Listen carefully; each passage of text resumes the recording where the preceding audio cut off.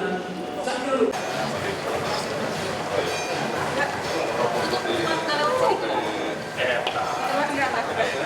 pergi anu ngisina terus jantan wali kota belum ada teracon kok.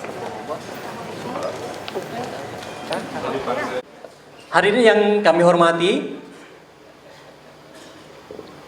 agenda berikutnya adalah kita akan simak sambutan yang akan disampaikan oleh Bapak Wali Kota Bandung sebagai salah satu kerinduan kita juga dengan beliau. Dan beliau adalah wali kota terbaik yang dimiliki oleh Indonesia dan juga wali kota terbaik yang dimiliki oleh dunia. Dan tentunya kalau kita melihat perbedaan kota Bandung sebelum dan setelah beliau memimpin hingga hari ini, kita melihat banyak sekali perubahan dan insya Allah mudah-mudahan menjadikan perubahan yang lebih baik untuk kota Bandung di masa yang akan datang.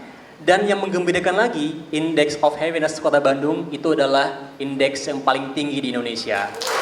Dan kita langsung berikan sambutan dan applause yang meriah kepada yang terhormat Bapak Ridwan Kamil.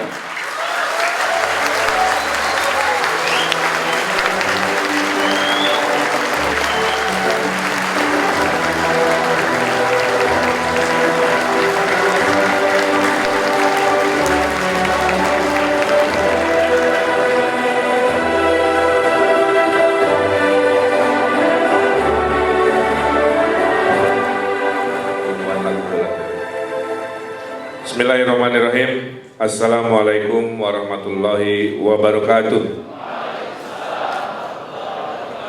Sampurasun. Alhamdulillahirabbil alamin wassalatu wassalamu ala asrofil anbiya'i wa mursalin wa ala alihi wa sahbihi ajmain. Asyhadu an la ilaha illallah wa asyhadu anna Muhammadan abduhu wa rasuluh. Yang saya hormati seluruh jajaran direksi dari Citra Niaga Abadi dan tentunya jajaran dari kepanitiaan National Leaders Conference yang luar biasa, saya ucapkan selamat datang di kota tercinta, kota Bandung.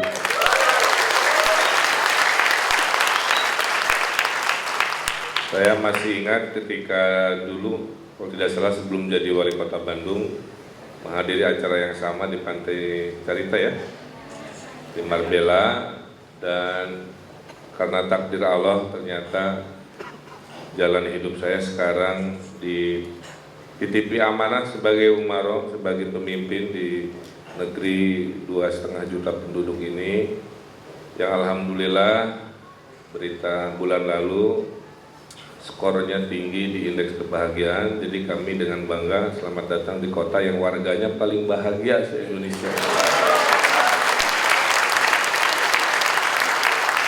Skornya 70,6 ya, standar BPS. Jadi kebahagiaan orang Melayu seperti kita adalah silaturahim, seperti ini juga.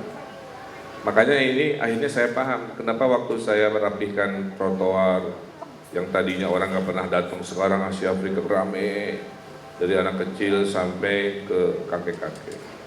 Dulu alun-alun yang dipagari gelap, PKL, banyak hal-hal negatif, sekarang menjadi tempat paling favorit. Sungai-sungai saya bersihkan dan seterusnya, taman-taman, karena berujung pada interaksi sosial. Saya amati kenapa orang Bandung rajin arisan, ya, penting gak penting ngumpul ya, gitu. Rajin tolabul ilmi di masjid-masjid, sekarang rajin begitu. Gerakan pungut sampah Senin, Rabu, Jumat dan seterusnya. Jadi ternyata kebahagiaan kita, ini tips dari saya adalah perbanyak silaturahim. Banyak silaturahim, banyak rezeki, kan ada juga syariatnya seperti itu. Jadi 2 indeks tadi ya. Nah, ini ada kata-kata leaders ya. Jadi saya coba sedikit punya renungan lah. Saya baca-baca ya, tipe kepemimpinan hari ini itu mengalami 4 transformasi. Dulu ada pemimpin diikuti karena ideologi ya, atau karena nilai-nilai keagamaannya ya. Makanya dulu Nabi Rasul itu jadi pemimpin karena isi pikirannya dan wahyu-wahyu yang disampaikan lewat mereka. Itu gelombang satu, sudah nggak ada kan. Kedua, pemimpin yang menjadi pemimpin karena geografisnya menaklukkan negeri-negeri. Ada Genghis Khan, ada Julius Caesar, ada Alexander Agung, dan seterusnya. Kepemimpinan yang ketiga adalah kepemimpinan yang membebaskan. Soekarno masuk ke situ, Kemal Atatürk mungkin masuk ke situ, Mahatma Gandhi masuk ke situ, gitu kan. Nah sekarang gelombang keempatnya adalah ternyata dunia sekarang sedang berada pada kepemimpinan gelombang keempat, yaitu pemimpin dari orang kebanyakan. Jadi tidak lagi suci seperti Nabi Rasul, gagah seperti raja, berkoar-koar sebagai pemimpin revolusi, tapi pemimpin hari ini juga dia gitu. Gak ada bedanya dengan anda semua. Sepedahan barusan, pulang jalan kaki, ngantri bioskop. Saya cuma bedanya saya orang yang lebih sibuk dari sebelumnya itu aja. Makanya saya nggak suka dengan protokoler yang diabring-abring. Sehingga kesimpulannya sederhana, kalau Ridwan Kamil bisa, Anda semua juga bisa.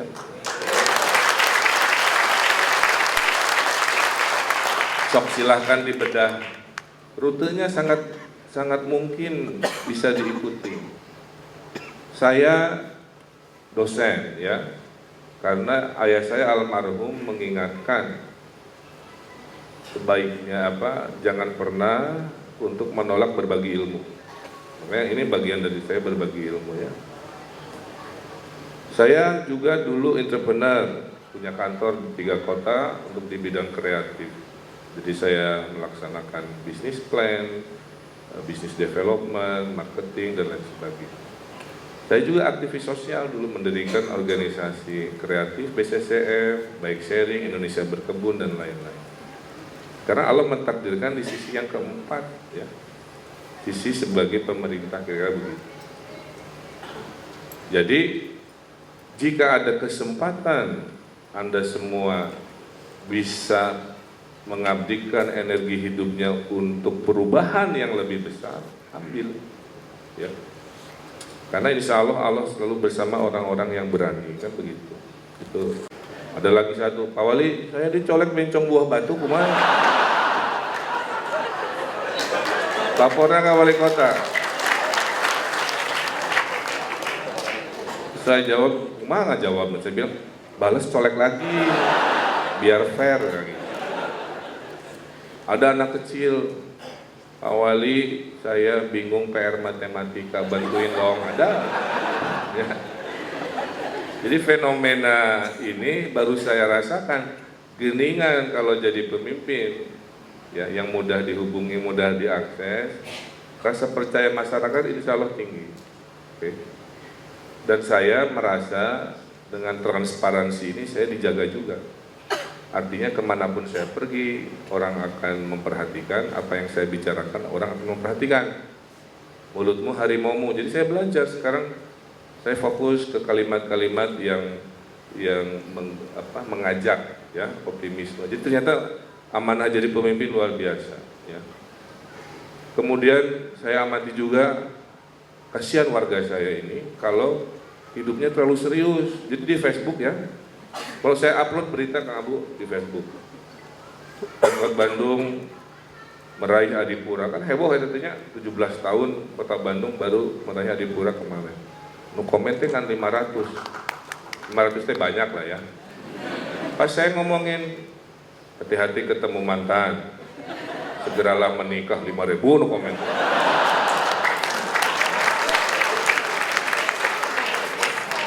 Jadi ngomongin serius di komen sedikit, nu heureuy, jadi kesimpulannya ini stres warga. Sehingga dari kesimpulan itu ada analisa Pak Wali, Berarti menghadapi warga Pawali ini harus kombinasi antara serius ada, strategi ayat gitu. Karena kalau pemimpin terlalu jaim gitu ya, juga orang juga capek. Nah ini pengalaman-pengalaman saya ya. Kesimpulannya apa? Kesimpulannya saya doakan ya Citra Niaga Abadi ini bisa menjadi konglomerasi besar di Indonesia. Harus ya. Pribumi, Muslim dan lain-lain harus bisa ada rutenya. Kedua, siapa yang bisa relevan terhadap zamannya, umurnya panjang. Saya menjadi relevan karena saya berkomunikasi dengan cara berkomunikasi hari ini, yaitu dengan digital. Suatu hari, seluruh urusan duniawi ini akan diakses oleh namanya smartphone. Masyarakat makin lama secara fisik makin tidak mau bergerak, pengen segala urusan diselesaikan dengan jempol kayak begitu. Sehingga ini nanti bertransformasi ke dalam bisnisnya juga. Ya. Kalau di dunia saya namakan smart city. Smart city itu adalah manajemen mengelola kota dengan digital, kira-kira begitu. Ya. Nah, Bandung sudah punya pusat komandonya, command center. Kami sudah punya 300 software, paling banyak di Indonesia, yang memanage apapun. Ya. Dari mulai e-budgeting, hingga saya nggak akan dibohongin. Dari mulai e-lelang, e-procurement, dari mulai belusukan, ya. Ada di situ juga. Dulu kalau saya pengen tahu aspal jalan yang di proyek Anu itu beres atau tidak, saya kan harus ke lokasi, atau si Pipro ngasih laporan, tuh saya undang rapat. Sekarang nggak perlu, karena sudah saya wajibkan dengan aturan setiap minggu kalau lagi ngaspal jalan harus dipotret, masuk ke sistem, kalikan ratusan proyek, masuk ke sebuah software saya bisa buka peta hari ini, di mana dan sebagainya. Kalau dia hitam, proyek itu belum berjalan. Kalau dia hijau, proyek sudah selesai. Jadi tiap hari saya cek. Alhamdulillah makin ke akhir tahun, ratusan titik warnanya sudah hijau, berarti penyerapan anggaran, proyek juga selesai. Satu. Kedua, ada software saya bisa memonitor percakapan warga Bandung di media sosial berbasis kelurahan. Jadi saya tahu di kelurahan mana ngomongin apa, berbeda dengan orang mana di kelurahan mana beda ngomongnya. Saya klik kemacetan, ya, klik, nanti muncul di petanya, seret gitu. Oh, yang macet banyaknya di timur, maka saya kontak polisi, alokasikan polisi ke sana. Jadi sekarang dengan teknologi ini membuat manajemen kota ini relatif jauh lebih relevan kira-kira. Nanti rilis software buat ngecek bus, ya. Kan sok ayahnya nanti bus di mana wae ngetem kumaha gitu kan. Yang kita bikin, oh bus yang Anda tunggu yang terdekat 1 kilo lagi isinya 70%. Jadi kadang-kadang bus nunggu lila, ya, pas datang pino kan, kasihan lah ya. Nah ini kita seperti itu, ya. Termasuk saya bisa tahu jumlah jomblo terbanyak di Bandung di mana.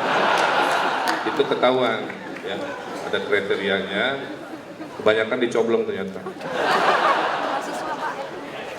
Ilmiah ini, boleh dikutip ah? Ya. Kesimpulannya apa? Dengan smart city ini hidup saya lebih mudah.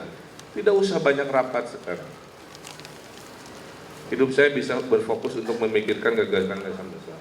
Nah ini juga kalau diterjemahkan ke dalam manajemen perusahaan, itu poin saya. Maka saya sudah MOU sekarang dengan Facebook. Nah ini mungkin bisa ditangkap ya. Facebook itu sudah 3 kali datang ke Bandung dan sudah MOU dengan kami. Bandung akan menjadi kota pertama di Asia Tenggara yang UMKM-nya akan dimarketingkan oleh Facebook ke Asia Tenggara. Jadi Facebook itu kan ada buat pribadi ya, ada fanpage buat tokoh publik, ada nanti buat commerce khusus. Nah Bandung lagi didesain, saya lagi seleksi ya, 300-an produk terbaik Bandung. Sehingga nanti produk Bandung dalam waktu 6 bulan sudah bisa dibaca dengan standar yang sama oleh orang Vietnam. Dibaca, diakses dengan mudah oleh orang Malaysia, orang Thailand, yang mereka sudah lebih dulu dalam pola seperti ini. Termasuk saya titip ke Facebook, termasuk cara bayarnya juga, tolong diatur. Karena kalau nanti ada orang Vietnam mau order produk Bandung, masa bank lokalnya harus riwuh dulu? Kan kalau kita kan transfer, ya kalau di level nasional nggak ada masalah, tapi kalau lintas negara kan ada isu ya. Nah ini proses. Itu poin saya. Ya. Kenapa saya pilih Facebook? Ya karena hasil surveinya platform ini yang paling populer di seluruh dunia, lebih dari 1 miliar sekian penggunanya. Jadi saya gunakan itu. Nah, kesimpulannya adalah dalam kita berikhtiar ini, ya, kita dekati teknologi. Menurut saya itu. Kedua, jadilah leader yang juga jadi manajer. Ya. Istilah saya, jangan jadi pemimpin yang hobinya selalu tunjuk tangan. Jadilah pemimpin yang juga sesekali turun tangan ke bawah. Dalam teori kepemimpinan Ki Hajar Dewantara ada Ing Ngarso Sungtulodo memimpin di depan, ada Ing Madya Mangunkarso di tengah, ada Tutwuri Handayani. Yang nggak pernah diajarkan adalah berapa proporsinya. Nah kalau untuk wali kota saya baru belajar, ternyata porsi terbesar ada di Ing Madya Mangunkarso. Jadi kalau saya gaya konvensional memimpin negeri ini, wali kota ini dengan selalu di depan, saya nggak tahu kalau rombongan saya tercerai-berai, nggak ada yang ngasih tahu kan, terus saya itu tunjuk nih. Jadi ada yang nanya, Pak Wali, gimana pola kepemimpinan di Bandung? Saya mempraktekkan lebih banyak Ing Madya Mangunkarso. Jadi waktu konferensi Asia Afrika saya ikut ngamandoran selama 2 bulan sampai jam 1 memastikan si granitnya benar, batunya benar, kursinya benar dan seterusnya. Saya turun ikut razia PKL. Tangan ini sudah banyak kotor. Nangkepin orang-orang melanggar aturan, ngeberesin taman dan sebagainya. Itu yang menyebabkan perubahan di Bandung cepat. Jadi artinya dibutuhkan saat ini pemimpin-pemimpin yang visioner, memimpin ke depan. Tapi jangan lupa ya, sesekali masuk ke rombongan, sesekali ada di belakang. Ya kan? Nah itu rumus yang saya coba lakukan. Hasilnya, nah ini saya cerita berita baik ya. Kalau saya cerita bukan berarti untuk ria, tapi untuk menunjukkan sebuah hikmah bahwa ada perubahan bisa gitu ya. Satu, kalau yang namanya kota dikasih rapot Pak Bu, namanya sakit, akuntabilitas kinerja. Sebelum saya jadi wali kota, waktu kita masih di Pantai Cerita, itu nilai kinerja Pemkot Bandung itu 48. 48 itu artinya rapotnya buruk. Artinya PNS-nya itu sibuk, tapi ternyambung. Ya, gitu ya. Padahal tidak nyambung. 2 tahun kami reformasi dengan segala hal. Dulu rankingnya itu SIM 48 itu ranking 400-an. Sampai waktu dibagi raport duduknya paling belakang. Karena rapotnya jelek, saya kirim sekda aja. Sekdana curhat Pak Wali curhat. Saya teh malu, kursi tinggal tiluan deui pang tukangna. Sebelah kanan kota di Papua, sebelah kiri kota di NTT, tengah-tengah kota Bandung. Asa mahal ya. 2 tahun kita perbaiki, alhamdulillah, insya Allah bulan ini kota Bandung duduknya paling depan. Ya. Jadi dari ranking 400, sekarang ranking 1. Nilai kinerja Pemkot sekarang sudah 80 dengan cara itu. Saya amati betul pas awal menjabat. Apa yang terjadi? Saya masuk ke satu dinas pelayanan pajak, orang mau bayar pajak itu berhadapan dengan tellernya itu pakai kerangkeng kayak penjara. Waspadalah. Terus saya amati dari jauh, saya amati tidak mata dengan mata tidak bertemu gitu. Jadi nu ima fokus mereka handap si warga ngomong sambil nggak diperhatiin. Intip lagi makan gehu ya. Saya bongkar ya, karena saya datang dunia profesional. Sekarang sudah saya rubah, semua pelayan publik harus kayak bank. Terbuka, teller, dipilih yang good looking ya, supaya suasana lebih semangat gitu kan. Sekarang berubah, satu itu. Saya reformasi lagi, saya bikin namanya rapot camat dan lurah. Oleh warga, bukan oleh saya. Saya ada tapi warga ada. Jadi orang-orang Bandung masuk aja SIP Bandung Go ID ya, sip.bandung.go.id. Buka websitenya, masuk ke kelurahannya, pilih pelayanan yang mengecewakannya. Tulis di situ. Dipungli, lalila dan sebagainya. Tapi kalau dia happy, masuk ke situ juga, tolong apresiasi. Bintang 1, bintang 2, bintang 3, bintang 4. Sehingga warga sekarang begitu dan luar biasa. Gara-gara itu, lurah dan camat di Kota Bandung tahu bahwa setiap hari diketahui tidak diketahui warga akan mengevaluasi dan masuk ke meja saya tiap minggu. Sehingga terjadi perubahan mental. Makanya pelayan publik kita yang dulu rankingnya juga ratusan, sekarang alhamdulillah tahun ini ranking 4 ya. Sampai ada satu ibu-ibu di Arca Manik nih, cerita di Facebook ya, testimoni. Pak Wali, saya itu udah siap-siap bawa duit ya, soalnya si Pak Lurah itu bagi duit gitu ya. Tapi sekarang mah alhamdulillah itu minta duit gitu satu.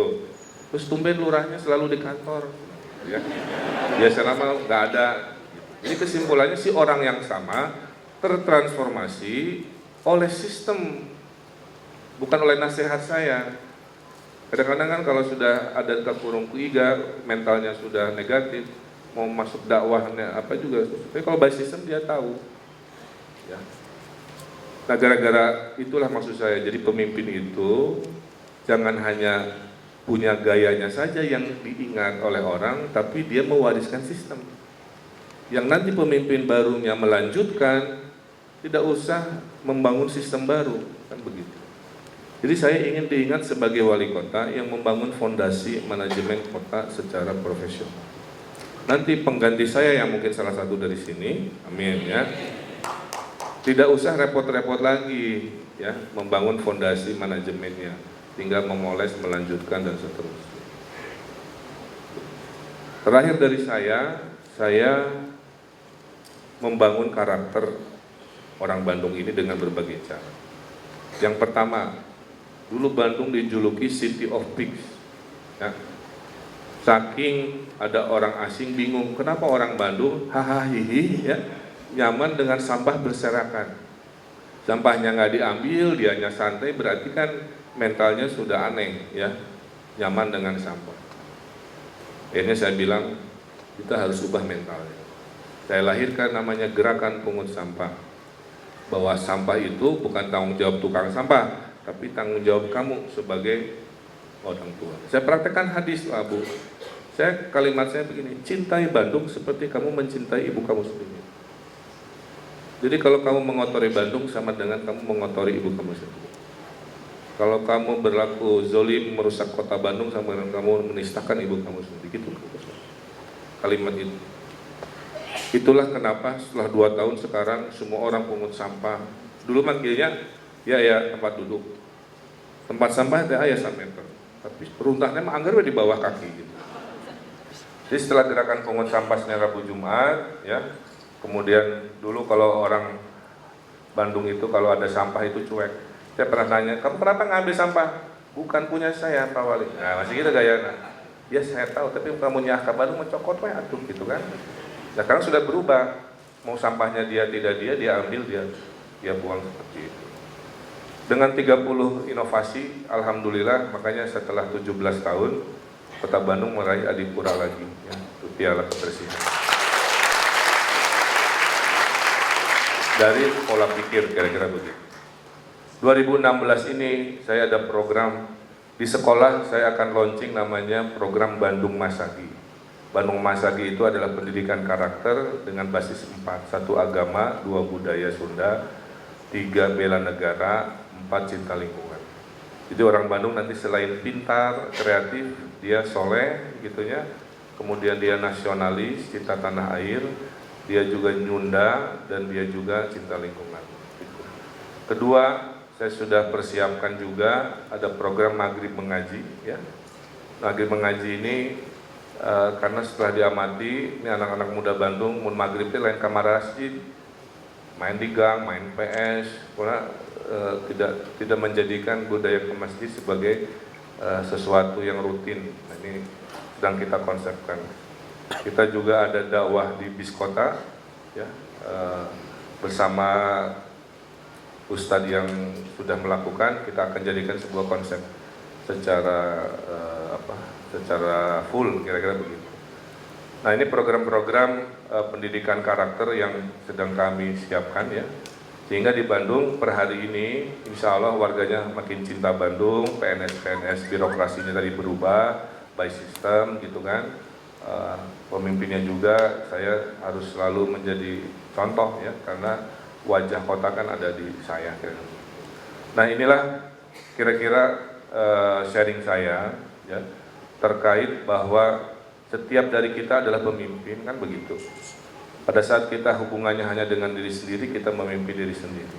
Kualitas manusia diukur dari keputusannya. Seberapa banyak keputusan Anda banyak salahnya, seberapa banyak kualitas keputusan Anda banyak baiknya. Itu karakter diukur dari situ. Jadi kalau Anda manajer, kalau Anda direktur, Anda diukur oleh keputusan-keputusan itu. Jadi hati-hati dalam mengambil keputusan ya. Kemudian juga dalam perusahaan kita harus tumbuh. Ciri perusahaan itu tumbuh. Jadi kalau profitnya tiap tahun tidak berubah, berarti Anda tidak berkembang.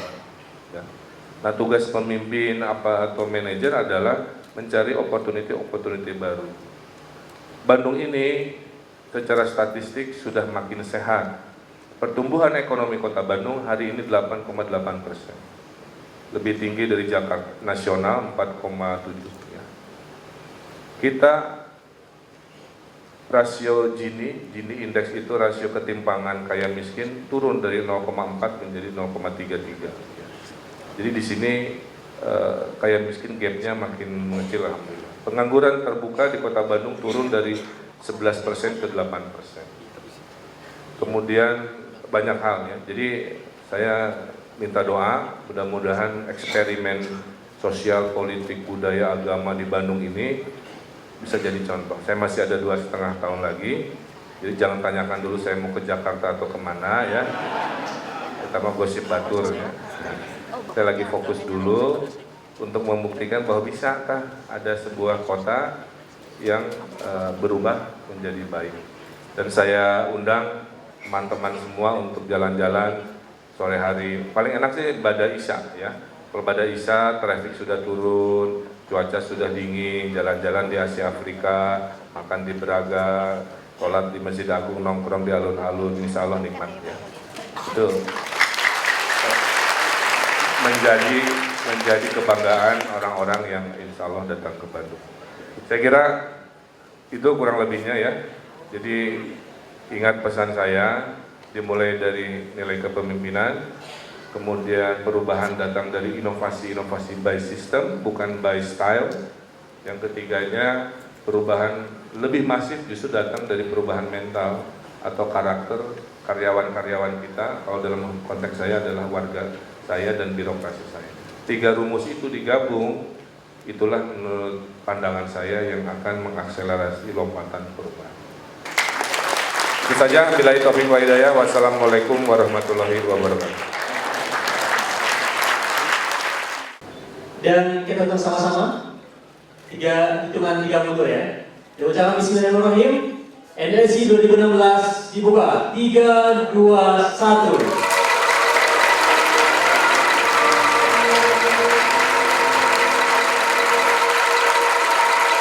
Alhamdulillah, terima kasih kepada Bapak Wali Kota dan kepada Pak Direksi. Sampaikan langsung oleh Ustaz Abu Syurudi.